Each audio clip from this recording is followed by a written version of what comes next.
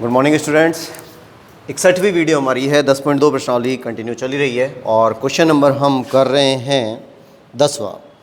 देखिए 10वां क्वेश्चन पहले आ चुका है और काफ़ी डिटेल में मैंने इसके बारे में बताया भी था और आपको याद होना चाहिए। लिमिट है 0 से π/4, 0 से π/4 sin x plus cos x upon में 9 + 16 sin 2x, 9 + 16 sin 2x। ठीक है। अब एक विशेष कंडीशन का क्वेश्चन था ये और इसके बारे में हमने काफ़ी डिस्कस किया था। जब वहाँ पर ये सिचुएशन हमारे सामने आई थी तब मैंने आपको कुछ बातें बताई थी। और क्या मैटर था कि अगर ये जो प्लस है ना sin x plus cos x, अगर प्लस का ऊपर चल रहा है तो नीचे sin 2x की जगह पर आप ±1 तो करेंगे ही करेंगे, लेकिन नीचे जो होल स्क्वायर तैयार होगा वो माइनस का होना चाहिए। बताई थी ये बात, है ना। अगर किसी को अच्छी तरह याद है तो शायद समझ में आ गई होगी, याद भी आया होगा आपको कि अगर प्लस है तो नीचे माइनस का होल स्क्वायर तैयार करेंगे और अगर ऊपर माइनस आ रहा है तो नीचे प्लस का होल स्क्वायर तैयार करेंगे। उल्टा चलेगा, ठीक है, ताकि जब हम इसको टी मानते हैं तो ये वाला पोर्शन हमें मिल जाता है। तो क्या काम है, वही काम हम रिपीट कर रहे हैं। 0 से π/4 sin x plus cos x, इसका कुछ नहीं करना, एज इट इज़ रखना है। 9 + 16 ये भी ऐसे ही रहेगा और इस sin 2x में एक जोड़ दिया और एक घटा दिया। देखिए क्वेश्चन पर कोई फ़र्क पड़ा भाई? एक जोड़ा और एक घटाया तो क्वेश्चन के ऊपर कोई फ़र्क नहीं पड़ा। जोड़ दिया और घटा दिया, 16 बाहर चली रहा है। ठीक है। इन दोनों में से माइनस को कॉमन निकालते हैं, इन दोनों में से। अब इसमें से 0 to π/4 sin x plus cos x upon में 9 + 16। अब ध्यान देना, इन दोनों में से कॉमन निकाल रहे हैं ना। यहाँ पे माइनस का है, यहाँ पर प्लस का है, कॉमन निकाल लिया तो ये तो 1 अपनी जगह पे है ही, इसका तो कुछ करना ही नहीं है। इनमें से माइनस कॉमन निकाल रहे हैं तो ये बाहर माइनस का हो जाएगा और ये क्या हो गया, जो माइनस का है वो तो प्लस बन गया और जो प्लस का है वो माइनस बन गया। ठीक है, कंप्लीट। अब इस एक की जगह पर फिर प्रतिस्थापन रखिए, ये dx चलता रहेगा। 0 से π/4 sin x plus cos x upon में 9 + 16, 1 ऐसे ही रखना है। 1 की जगह पर sin square x plus cos square x, है ना। ये 10th क्लास का फॉर्मूला है कि 1 की जगह पर हमने प्रतिस्थापन रख दिया sin square x plus cos square x और sin 2x की जगह पर 2 sin x और cos x। ठीक है, ये बन गया, हो गया ना। कोई चेंज नहीं किया, क्वेश्चन अब भी वही है जो शुरू में चल रहा था, लेकिन प्रकार चेंज हो गया। अब जब इनको मिलाते हैं तो क्या बनता है, 0 से π/4 sin x plus cos x upon में 9 + 16, जोड़ नहीं रहे हैं, इनको जोड़ मत देना कहीं 25 कर दो। ये अलग चल रहा है 9 और ये 16 इस पूरे के साथ में चल रहा है ना, तो ये अलग अलग हैं अभी। फिर उसके बाद में जब इनको मिलाते हैं तो 1 माइनस था ही, a² + b² - 2ab। ठीक है, a² आ गया प्लस b² आ गया -2ab आ गया, तो दोनों को, इन तीनों को जब मिलाते हैं तो किसका फॉर्मूला बनता है, sin x minus cos x का होल स्क्वायर। देखिए बन गया ना। अभी मैंने यही बात तो बोली है कि अगर ऊपर प्लस होता है तो नीचे हमें माइनस का होल स्क्वायर तैयार करना होगा। तो यहाँ प्लस चल रहा है और यहाँ माइनस चल रहा है, हो गया। अब ये 16 अंदर ले आओ, अब की बार ये अंदर जाएगा और 0 to π/4 sin x plus cos x upon में 9, ये 16 अंदर गया तो 16 आ गया। ये 16 यहाँ भी गुणा होगा, एक बार तो इससे गुणा होगा, एक बार इससे गुणा होगा, तो यहाँ से गुणा हुआ तो 16 हो गया, यहाँ पे गुणा हुआ तो -16 sin x minus cos x का होल स्क्वायर। अब देखिए मैंने यहाँ पर एक एक चीज़ को डिटेल में लिखा है। आपको ऐसा लगता है कि भाई ये चीज़ें आपको आती हैं और बहुत नॉर्मल कंडीशन में बता रहा हूँ, तो आप कोई स्टेप यहाँ से स्किप कर सकते हैं, है ना, बीच में हटा सकते हैं, उसको डायरेक्ट कर सकते हैं। तो ये जो वीडियो बनती है वो तो सभी बच्चों के हिसाब से बनती है, इसलिए मुझे यहाँ पूरी डिटेल लेनी पड़ती है। तो अगर आपको ऐसा लग रहा है कि भाई कुछ चीज़ें हमारे लायक नहीं है या हम इसको डायरेक्ट कर सकते हैं तो इसको आप डायरेक्ट कर लेना, कोई उससे फ़र्क नहीं पड़ेगा।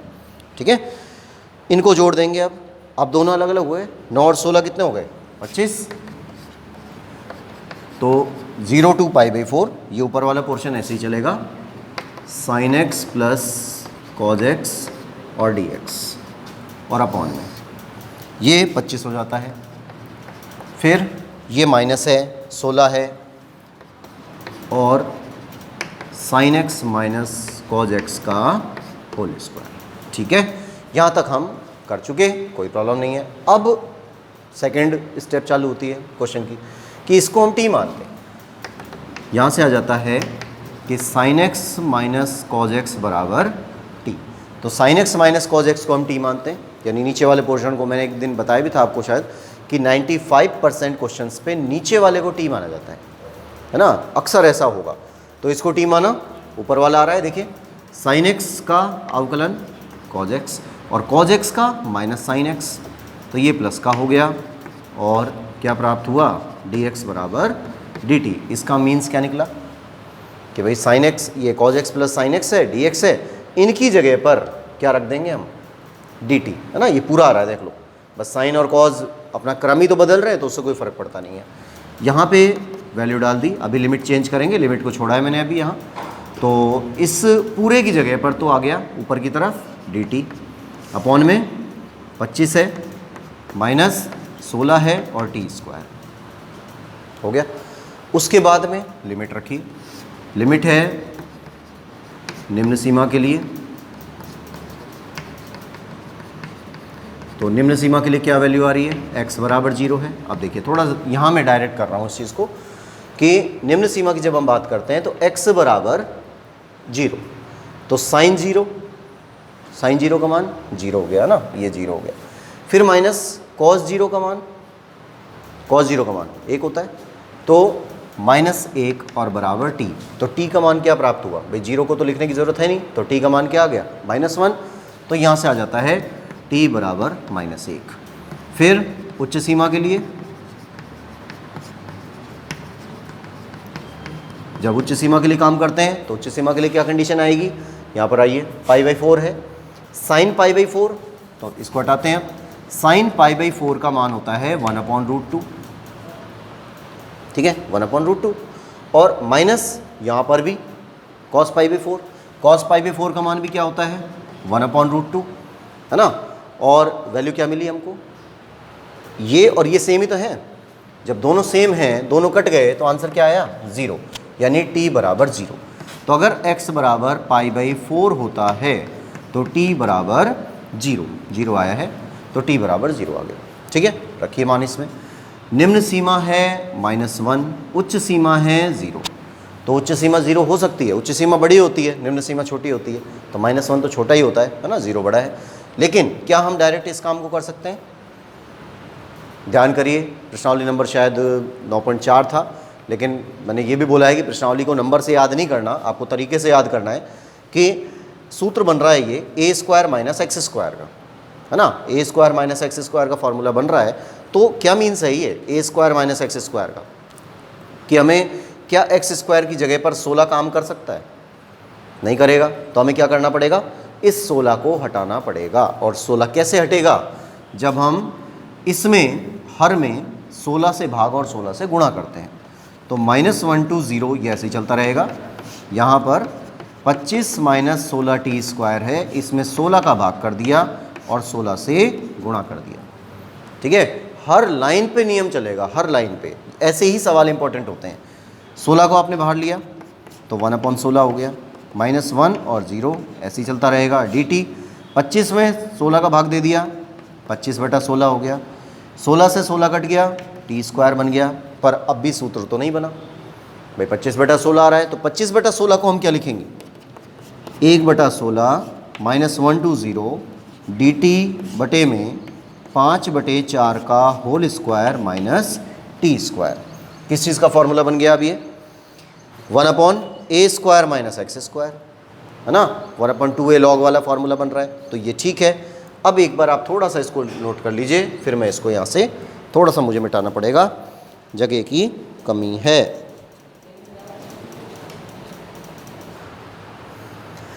देखिए यहाँ तक हो गया, उसके बाद अब फॉर्मूला बनता है हमारे पास 1/16 तो कांस्टेंट चल ही रहा है, ठीक है, और -1 to 0 चल रहा है, dt/a² - x², a² - x² क्या बनेगा 1/2 log a + x a - x, ठीक है। तो साइड में लिखना ज़रूर लिखिए फॉर्मूले को। और अब हम लगा रहे हैं 1/2a, तो 1/2 a की जगह पर 5/4, तो बटे में 4 आएगा ना, इसको ऊपर लिख दिया, 5/4 हो गया, 1/2a log, फिर a + x, a की जगह पर 5/4 + x और 5/4 - x, ठीक है, और लिमिट है -1 से 0, ठीक, कोई प्रॉब्लम नहीं है यहाँ तक। ये वैल्यूज़ हमने रख दी हैं, अब इनका कैलकुलेशन करना है। तो अब एक चीज़ देखिए, कैलकुलेशन जब हम कर रहे हैं तो ये वाला जो कैलकुलेट वाला पार्ट है, कांस्टेंट पार्ट है, इसको उठा के बाहर करते हैं। तो 4 से ये 16 कट गया 4 बार, 4 यहाँ आ गया और 10 ये है ही, टोटल कितने हो गए 40। तो 1/40 तो आ गया बाहर, है ना, ध्यान देना दोबारा, 4 से इसको काट दिया, 4 बार कट गया, 4 ये है, 10 ये रहा, बाहर आएंगे तो गुणा हो जाएंगे, 40 हो गए। अब इधर आ जाएं, लॉग, यहाँ पर पहले हम उच्च सीमा लगा रहे हैं, उच्च सीमा लगाते हैं तो देखें क्या बनता है। जैसे ही आपने उच्च सीमा यहाँ पर रखी तो 5/4 -0, ये +0 है, यहाँ पर -0 आएगा तो कोई फ़र्क पड़ ही नहीं रहा, वही 5/4 आ गया माइनस, फिर लॉग, यहाँ पर -1 रख दिया इस जगह पर, तो इसमें थोड़ा सा कैलकुलेशन करना पड़ेगा, यहाँ -1 रख दिया, यहाँ माइनस रखेंगे -1 तो ये +1 हो जाएगा, तो 5/4 + 1, ठीक है। अब इनको कैलकुलेट करिए, देखिए क्या आता है, 1/40, ये हो गया 5/4/5/4, यानी 5/4 में 5/4 का भाग देंगे तो 1 आएगा, log 1 बन गया भाई, 1 आएगा ना यहाँ पे, तो log 1, और log 1 की वैल्यू क्या होती है 0, तो ये 0 माइनस, इसमें लघुत्तम कर देते हैं तो यहाँ 4 आ जाता है, तो 1/4 आएगा, log 1/4 बटे में यहाँ कर दिया 9/4 आएगा, ये 9/4 हो गया, फिर 4 से ये 4 कट गया तो 1/40 हो गया, और माइनस लॉग, यहाँ से क्या बचा 1 ऊपर 9 इधर, तो 1/9। अब आप चाहें तो भाई इसको चेंज कर दीजिए तो ये माइनस भी ख़त्म हो जाएगा, तो इसको हम लिख सकते हैं 1/40 log 9, प्लस का हो गया ना, ये चेंज हो गया तो log 9 रह गया और ये आंसर हो जाएगा, ठीक है। ठीक है, और कर सकते हैं थोड़ा सा, क्या कंडीशन बन रही है भाई, इसको आप ये भी तो लिख सकते हो 1/40 log 3 का स्क्वायर, लिख सकते हैं ना भाई, 9 है, 9 को 3 का स्क्वायर लिख सकते हैं।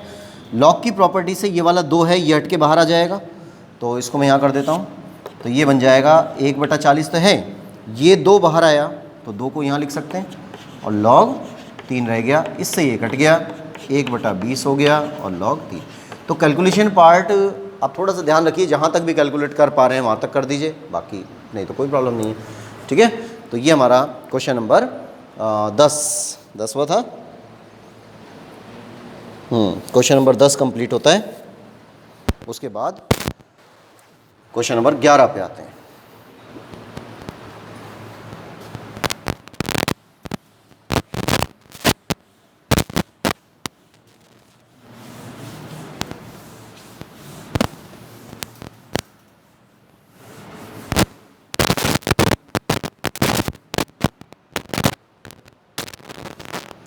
क्वेश्चन नंबर 11,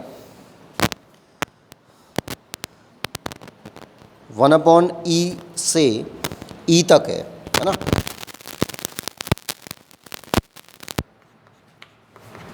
वन अपॉन ई से ई, और dx upon x log x, dx upon x log x की पावर 1/3, 1/3 ही है ना, 1/3 है, तो ये आ गया 1/3। अब देखिए तरीका सिंपल है, कोई ख़ास काम नहीं है इसके अंदर, बस ये लिमिट आपको अजीब सी लग रही होंगी पर ये भी कोई ख़ास नहीं है, गड़बड़ नहीं करेंगी। माना log x बराबर t है, अब log x बराबर अगर t होता है तो 1/x dx आएगा इसका लघुत्तम, वो इसका अवकलन करेंगे जब, तो 1/x dx बराबर dt होता है। ठीक है, ये मान आपने यहाँ रख दिया तो वैल्यू क्या बनी 1/x dx, तो 1/x dx इनकी जगह पर तो dt हो गया। सही है, और 1 में t की पावर 1/3, 1 में t की पावर 1/3 हो गया। ठीक है यहाँ तक। अब लिमिट बदलिए, तो लिमिट हम यहाँ लेते हैं निम्न सीमा,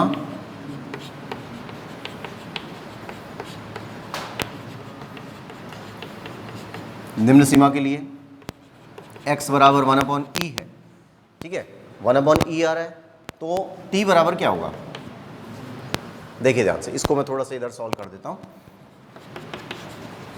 log 1/e, x की जगह पे ये रखेंगे। सही है, जब x की जगह पर हम ये रखते हैं तो आपको पता है log की प्रॉपर्टी है, उसको आप चेंज कर सकते हैं, या हम ऐसे भी कर सकते हैं कि इसको आपने खोल लिया log की प्रॉपर्टी से 1 - log e लिख सकते हैं, बेस में तो e चल ही रहा है इसमें, है ना। log 1 का मान 0 होता है। सही है, तो यहाँ आ गया 0 और यहाँ बच गया log e। अब बेस में तो e चल ही रहा है, तो इसकी वैल्यू किसके बराबर होती है, 1 के बराबर। 9.1 में आ चुका है, ये वाला टॉपिक में बता चुका हूँ। तो आंसर क्या आ गया -1, यानी जब इसको सॉल्व करते हैं हम x बराबर 1/e रखते हैं तो t बराबर क्या आएगा -1 आएगा। और जब उच्च सीमा रखते हैं, उच्च सीमा के लिए जब उच्च सीमा की बात करते हैं तो x बराबर क्या होता है, x बराबर e होता है। जब x बराबर e होता है, यहाँ पर इस वाले की बात कर रहे हैं, तो आप यहाँ रखेंगे इसको log e। आप देखिए ये तो अभी बताया मैंने कि log e अगर रख देते हैं तो इसकी वैल्यू 1 होती है, तो t बराबर क्या आ जाएगा 1 आएगा। तो उच्च सीमा तो 1 हो गई और निम्न सीमा -1 हो गई। ठीक है ना, वहाँ कैलकुलेट कर दिया है। और अब इसको हल करिए, तो -1 से 1 है, t की पावर -1/3 है। आप देखिए कितना कठिन सवाल बन गया, है ना। बनाना कठिन, बहुत कठिन हो गया। क्या बनेगा, कौन सा फार्मूला है, x की पावर n, और x की पावर n का क्या हो गया n + 1 -1/3 + 1 और -1 से 1। ठीक है, अब इसको सॉल्व करिए। यहाँ से आया +1, ये +3 इधर एलसीएम होता है तो 2/3 हो जाएगा, यहाँ भी 2/3 हो जाएगा, 2/3 नीचे है, उल्टा होके आएगा तो 3/2 हो जाएगा। और यहाँ बन गया t की पावर 2/3 -1 से 1। अब ये उच्च सीमा रखी तो 1 की पावर 2/3 है, फिर माइनस आ गया, फिर 1 की पावर -2/3 है। अब 1 की पावर कुछ भी हो, जब 1 की पावर कुछ भी है तो क्या लिख देंगे इसकी जगह पर। सही है भाई, 1 की पावर 1, लेकिन कुछ चेंज कर सकते हैं क्या, कुछ चेंज। देखिए 1 की पावर 2/3, तो 1 की पावर 2/3 की वैल्यू तो 1 ही रहेगी, और 1 की पावर -2/3 की वैल्यू क्या रहेगी, -2/3 की क्या रहेगी, 0 तो नहीं करेंगे,